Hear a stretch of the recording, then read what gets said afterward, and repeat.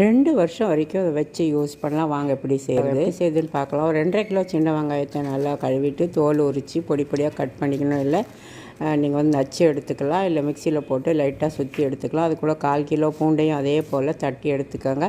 அது தட்டி எடுத்துகிட்டு கொஞ்சமாக ஒரு பிடி கடுகு, ஒரு பிடி சீரகம், அரை பிடி வெந்தயம், உளுத்தம்பருப்பு ஒரு பிடி, உடச்ச உளுத்தம்பருப்பு எல்லாத்தையுமே சேர்த்து ஊற வச்சுட்டு, பெருங்காயம் ஒரு ஸ்பூனு, மஞ்சப்பொடி ஒரு ஸ்பூன் போட்டு எல்லாம் ஊற வச்சு எடுத்து மறுநாள் காலையில் வெயிலில் காய வைக்கணும். இது போல் 4-5 நாள் தண்ணி விட்டு வரும். அதை புழிஞ்சு காய வச்சு எடுத்து இந்த மாதிரி விளக்கெண்ணெய் ஒரு கரண்டி விட்டு ஒரு 5-6 நாள் நல்லா ஓரளவு காஞ்ச உடனே விளக்கெண்ணெயை விட்டு பிடிச்சி உருண்டையாக பிடிச்சி லட்டு மாதிரி சைஸ்க்கு பிடிச்சி வைக்கலாம். லேசாக பிடிச்சி கடைசியாக ஒரு நாள் காய வச்சு அதுக்கப்புறமா நீங்கள் டப்பாவில் போட்டு ஸ்டோர் பண்ணிக்கலாம்.